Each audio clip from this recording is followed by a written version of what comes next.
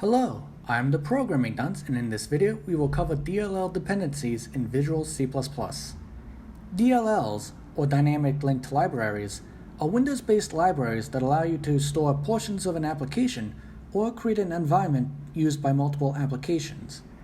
If you're a Java developer and you've used a project management tool like Maven or Gradle, you'll likely have used it to download and use dependencies, Java binaries that give you classes not part of the Java API. With DLLs, you can also use dependencies. Admittedly, I'm not aware of any central repository for C++ DLLs, but I can at least demonstrate how to create them and use the DLLs that are created. Most tutorials on DLLs focus on being able to export functions implemented in them. Only the MFC documentation bothered to document the process of exporting a class from a DLL, and the wording left me under the impression that you need MFC in order to do this. It turns out you don't, as I'm going to demonstrate. To make the demo more like Anagame, despite how much more simple it is compared to Anagame, I decided to write two DLLs and a console application that uses the top library, which in turn uses the bottom library. To create a solution, you need to create a project. I chose to start with the bottommost library. You'll want the project template Dynamic Linked Library, DLL.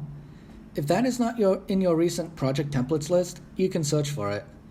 I chose to name the project Low Level Library and the solution DLL Demo.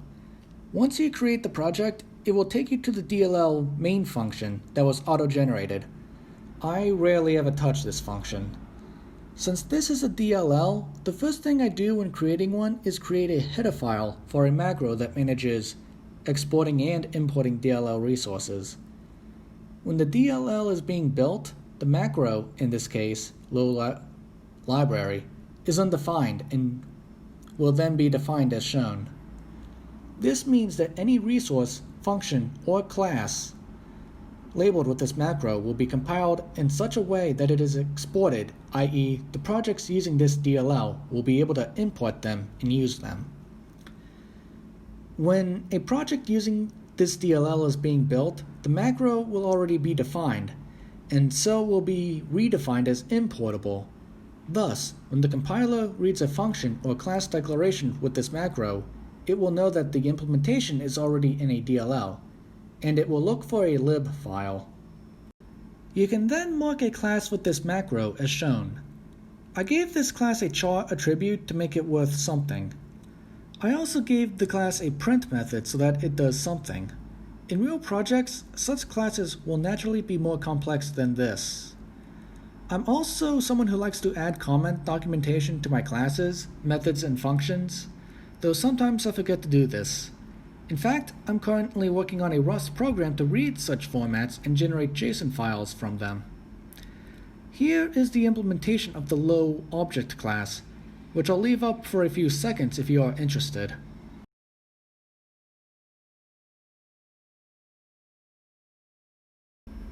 I then made a second library called High Library, which uses the low library. In order to get the High Library to use the low library, there are three properties you need to update. The first one is the include directories property, and you need to add the folder for the low library. I typically prefer using relative paths, though if you don't anticipate your project leaving your machine, an absolute path works too.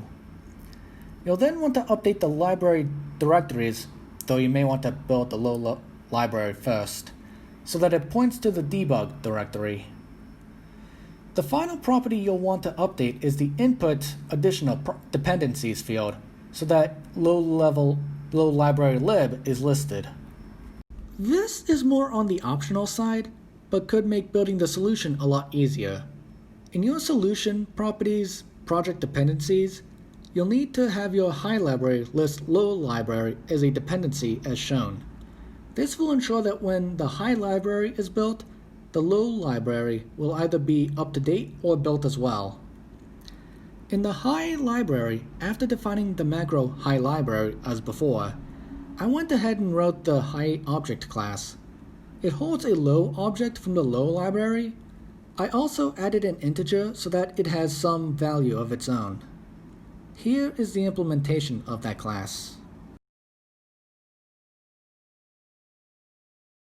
The final project is a C++ console application. To use the high library, you have to add the folders of the high library and low library to the include directories property of the console project, as well as the debug folder to the library directories property. Because the console app only uses the high library directly, it does not need to declare use of the low library lib file. Here is the result of running the console app. Thank you for watching. If you have any questions or suggestions, please leave them down in the comment section below.